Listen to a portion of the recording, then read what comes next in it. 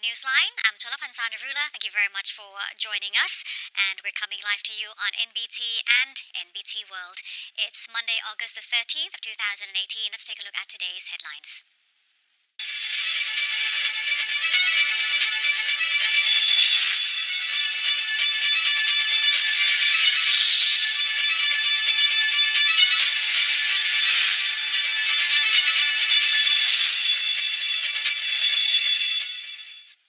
Many people have made use of the long holiday to volunteer for public service activities in the spirit of Mother's Day. People travel to the volunteer project under the Royal Initiative at the Bureau of the Royal Household Headquarters at Sanam Siapa. The project had been admitting volunteers since July 12th this year and has received over 130,000 applications, bringing the total number of volunteers nationwide to 4.3 million. Mon Tan Sang and his family said they were glad to have participated in the program and contributed to the society. People of all ages can still apply with their national ID cards in this program. The Sanam Siapa location will take applications from 8 a.m. to 4 p.m. at Building 606 of the Bureau of the Royal Household. For more information, please kindly contact 1510 or 1511. Residents in the north and the northeast are warned of more rainfall, flash floods, and mudslides over the next 7 days. The Meteorological Department made an announcement saying the incoming rain is triggered by a depression in the upper part of the South China Sea, which will likely move to North Vietnam on August 15th and the 16th. This will result in more precipitation in the northern and northeastern regions of the country. The department has urged the locals in these areas to brace for the impact. The southwestern monsoon hovering the Andaman Sea and the Gulf of Thailand is reportedly gaining strength, as sea waves could be 2 to 4 meters high. All boats should proceed with caution, and small vessels should remain ashore. Residents are warned of strong gusts. Meanwhile, the water mass in Gangratan Dam in Phetchaburi province was last measured at 726 million cubic meters. The Royal Irrigation Department has installed 15 water pumps to reduce the volume. Officials are reportedly keeping an eye on the dam. Meanwhile, officials overseeing the Nam Un Dam said the amount of water in the reservoir is recorded at 534 million cubic meters, which has yet to reach the dam spillway, an indication that nearby areas are still safe. The Wachiralungon Dam is currently holding 7.5 billion cubic meters of water. Officials said the rate of inflow has reduced and that there have been no reports on damage caused by water discharges. The Industry Ministry and its allies have prepared rehabilitation measures for flood-affected manufacturing plants, including maintenance services and also fee waivers. According to Permanent Secretary of the Industry Ministry, Pasu Lohan Chun, the ministry and its associates will offer maintenance services to businesses suffering from the recent flooding. These services include machinery cleaning and electrical safety checkups. Furthermore, a team of food safety experts will be formed to give advice to factories about maintaining production standards. Mr. Pasu said flood-afflicted business operators would be exempted from a machinery registration fee or quality control inspection fee, to name a few. He also mentioned a possibility to postpone payments on financial loans and provide additional loan services to SME bank customers. Mr. Pasu elaborated that eligible debtors can pause their payments for up to 6 months or request for an emergency loan for business rehabilitation with a 4.99% interest rate. The scheme has a budget of 15 million baht. Finance Minister Apisak Tantiwarawong has assured that state-owned banks will maintain the lowest possible loan interest rates to alleviate the consumer's burden. State-run banks will keep mortgage rates cheap to comply with the government's policy of encouraging people to have their own homes. Although the Central Bank's Monetary Policy Committee has held the policy rate unchanged at a near-record low of 1.5%, market rates for fixed-term loans such as auto-hire purchase and teaser rates for mortgages are inching up as commercial banks. But the Finance Minister said that a policy rate hike is just around the corner. Minister Apisak said interest rates can either be raised or cut, depending on the financial requirement of commercial banks in the future. We'll now take a short break, and Newsline will be right back after these messages. Don't go away.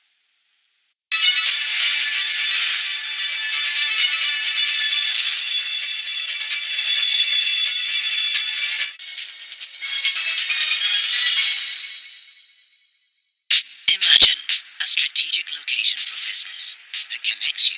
3 billion Asian consumers while you float across a vast bay among dolphins. Imagine a well-connected logistics and communication network for fast movement of your business operation while you discover new ways to relax. Imagine a network of specialized cities connecting your business across the value chain while you socialize at breathtaking views with business partners. Imagine a committed government that strongly supports your business while you enjoy Thailand's finest dining experience.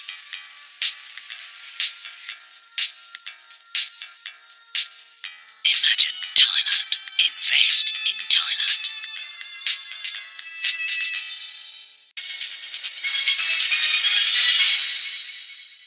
Welcome back. You're watching Newsline. The Prime Minister has expressed his satisfaction with the people's confidence in the Thai economy and vowed to continue to solve their income problems, particularly for the less fortunate people. Citing the information from a survey by the University of the Thai Chamber of Commerce, Prime Minister Jalabhut Chan-o-cha said consumers' confidence had continuously increased to 82.2 in July 2018. That's the highest rate in 62 months. The higher confidence was the result of better export and tourism sectors and higher produce prices in many provinces. The purchasing power of people in many provinces also increased. A survey by the Kasikan Research Center also found that the living conditions of Thai households improved for the first time in 6 months, following higher farmer income and employment rate. The Prime Minister stressed that the government is helping the low-income people through various measures in order to help increase their income and reduce expenses. The growing demand for Thai rice abroad has prompted an export estimate of 11 million tons this year, with the Ministry of Commerce reporting 6.7 million tons already exported as of August 8th. Department of Foreign Trade Director General Adun Chodnisakon reported that Thai rice sales are up in almost all foreign markets this year, especially in Indonesia, where sales have increased 679%, Malaysia, where sales are up 53%, and the Philippines, where sales are up 25%. From the start of the year to August 8th, Thailand has exported 6.7 million tons of rice, 1.82% more compared to the same period last year, and that's worth $3.4 billion. The upward trajectory of demand is predicted to continue through the latter half of the year. A delegation from China formed under a farms goods trade deal with Thailand is scheduled to travel to the kingdom at the end of this month to negotiate the purchase of a second batch of 1 million tons of rice. The government is also preparing to enter an auction to sell the Philippines 500,000 tons of rice. The auction has been signaled to start early, and the administration is aiming to sell about 250,000 tons via a government-to-government deal and the other 250,000 tons via general auctions joined by the private sector. So it's believed that Thai rice sales will hit 11 million tons this year. The National Broadcasting and Telecommunications Commission, or NBTC, is preparing to organize an auction for concessions in the government's Net Pracharat program. The National Broadcasting and Telecommunications Commission's Secretary General Thakon Tantasit revealed that the Commission will use electronic bidding to select companies for the 8 concessions in Zone C of the Net Pracharat program. The concessions are worth a combined 19.6 billion baht. He said that eligible bidders must either hold a third-tier networking telecommunications license or a first-tier license for the operators who do not have their own network. The bidders must also provide evidence that they have earned profit from their telecommunications business over the past year as a way of ensuring the viability of their operations. Bidders that have operated in the sector for over 3 years must provide income statements indicating that they have earned an average revenue of over 10% of the value of that desired concession. Those awarded with the concessions will be tasked with a 5-year maintenance contract. They cannot charge more than 349 baht per month for home internet services. Secretary General Thakon said that currently there are 60 eligible bidders registered for the auction. The Commission will upload the bidding documents to the website of the Comptroller General's Department within the week. The auction will kick off on August the 20th and will conclude on September the 14th. The list of winners will be announced from October the 8th to the 12th. It is expected that the companies awarded with the concessions will ink the deal at the beginning of November. All Wi-Fi services in the participating villages should be operational by November of 2019. Net Basharat aims to provide free, high-speed internet services to remote areas of the kingdom as part of the administration's Thailand 4.0 agenda that underlines the use of digital technology to drive economic and social development. Zone C refers to remote areas of the country. And as the use of technology expands, so do cyber threats. Today, we'll take a look at some of the digital risks and how to manage these threats. Joining Newsline today is a global cybersecurity expert, Mr. Terry Ray, Chief Technology Officer of Imperva. Welcome back to the program. Joining us now is the Chief Technology Officer of Imperva, a global cybersecurity expert, Mr. Terry Ray. Sawadee ka. Thank you very much for joining us. Now, you're here to shed some light and share your knowledge on security solutions and, of course, risk management. But before we move on to those issues, introduce us to Imperva, please. Sure, happy to. And thank you for having me. Yeah, so Imperva is all about application and data security. And when you think about all the activity that happens when you see it in the news, this company lost 1 million records. This company lost 500,000 pieces of private data. That's all data that comes out of some place in that organization. So it may be a database or a file server.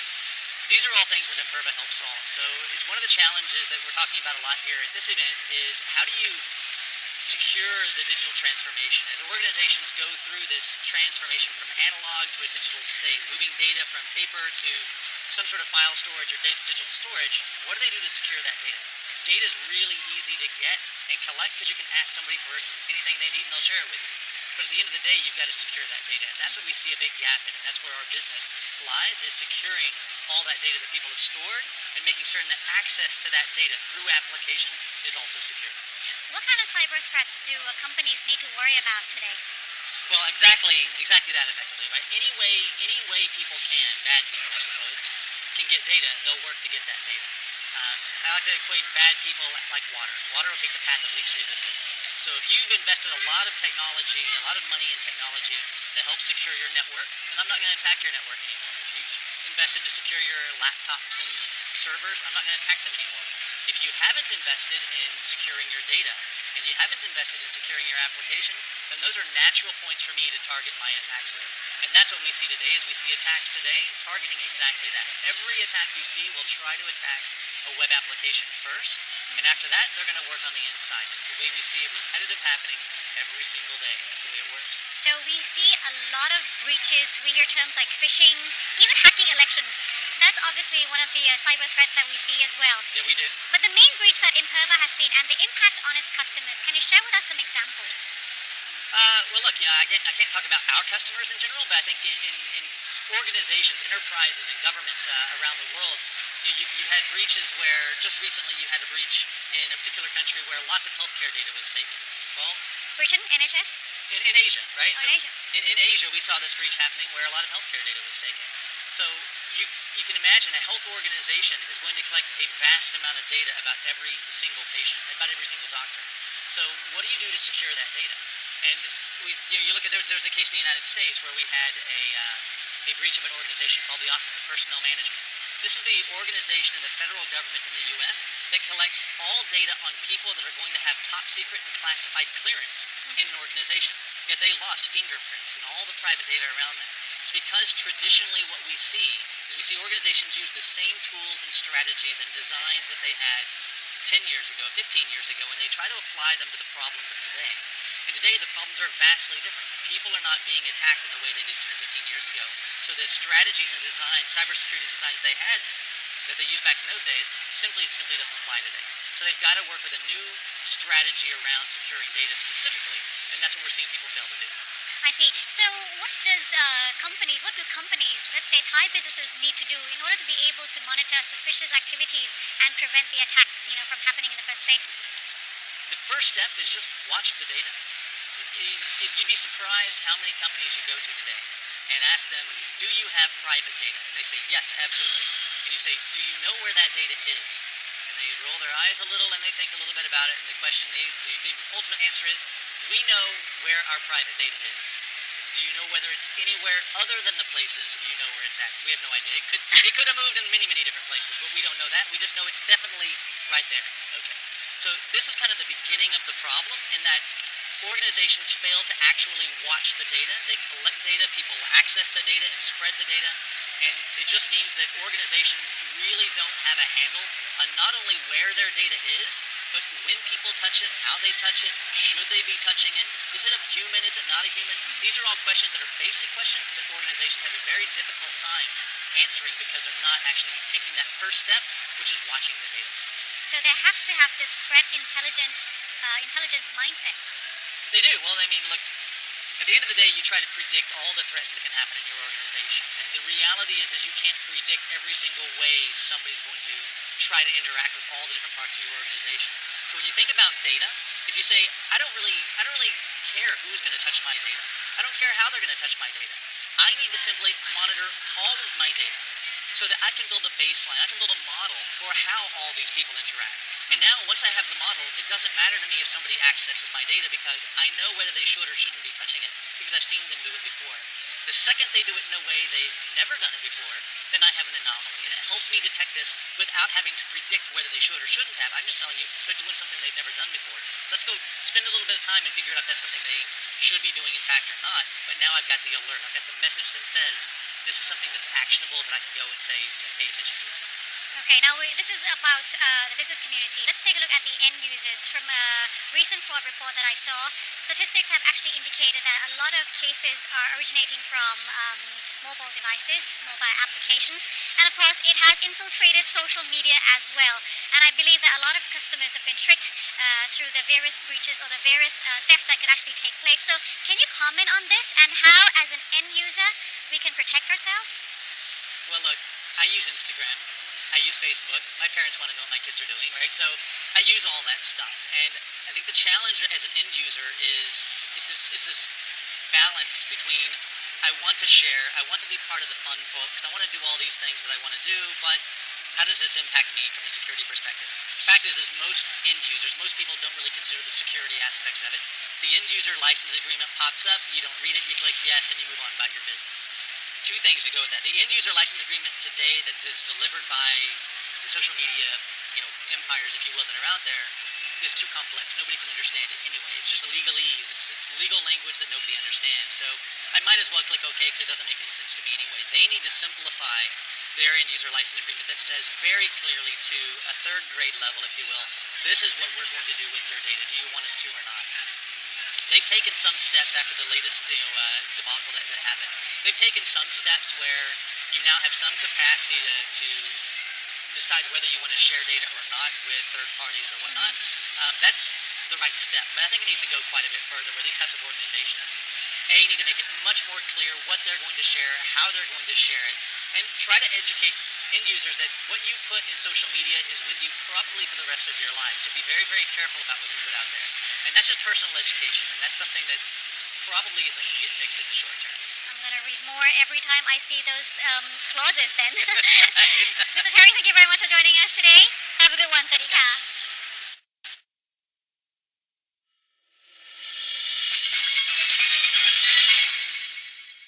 As Thailand will assume the ASEAN chairmanship title next year, let's take a look at one of the bloc's key moments when Thailand takes the role of the coordinator for promoting the ASEAN UN Sustainable Development Goals. Here's more.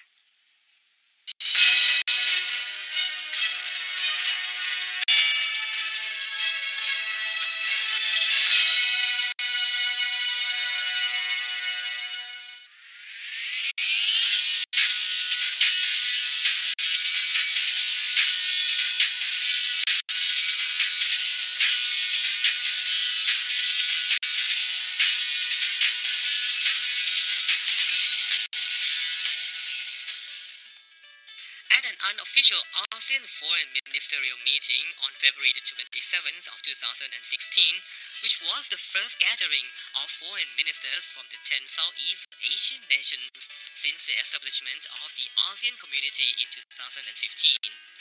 Foreign ministers stressed the importance of the United Nations Sustainable Development Goals, or SDGs, which member nations believed would cater to the development of the regions and the aggregation of ASEAN nations.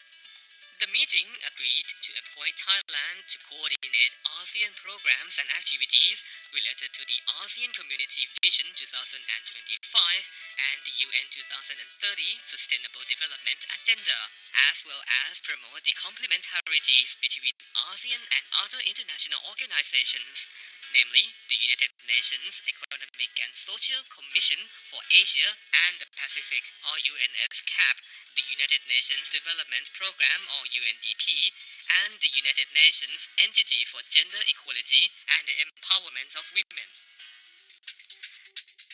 As ASEAN coordinator, Thailand has been hosting several conferences and brainstorming sessions between ASEAN, UNSCAP, UNDP, and UN Women, ensuring the strong connectivity and relationship of all related agencies and organizations, while at the same time keeping ASEAN member states informed of the progress. In June 2016, the ASEAN Association, led by the Deputy Secretary General of ASEAN for Social Cultural Community and permanent representatives of ASEAN member states in Jakarta, Indonesia, as well as representatives from ASEAN embassies, held discussions with UNSCAP in regard to the promotion of complementarities and the promotion of the United Nations' role in the mobilization of ASEAN. On September 2016, Thai Foreign Minister chaired a special session of the ASEAN Foreign Ministers meeting focusing on the sustainable development, which was convened at the United Nations headquarters in New York to discuss and develop ways in which ASEAN could contribute to regional and global efforts in promoting sustainable development.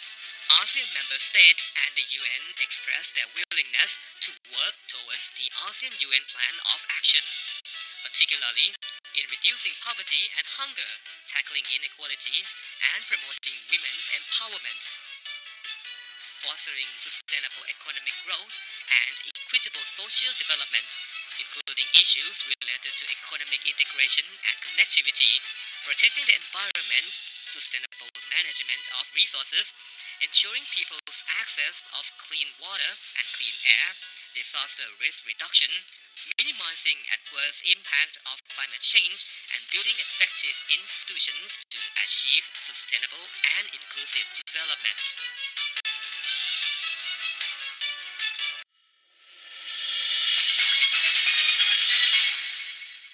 The North and South Korean administrations have announced that both leaders will hold a summit in Pyongyang in September. It will be the third in-person meeting between South Korean President Moon Jae-in and North Korean leader Kim Jong-un. The two first met in April, pledging to forge closer relations and work to formally end the Korean War in an agreement called the Panmunjom Declaration. They then held an impromptu meeting in May at the demilitarized zone that divides the two Koreas. Representatives from the two Koreas earlier today announced the September meeting after a round of high-level talks between officials from Pyongyang and Seoul at the demilitarized zone. The date has yet to be confirmed. If the meeting takes place, Moon will be the third South Korean president to travel to the North Korean capital and the first in more than a decade. And that concludes today's edition of Newsline. Thank you very much for joining us. I'm Cholapan Sanarula. Have a great evening. Sawasdee ka.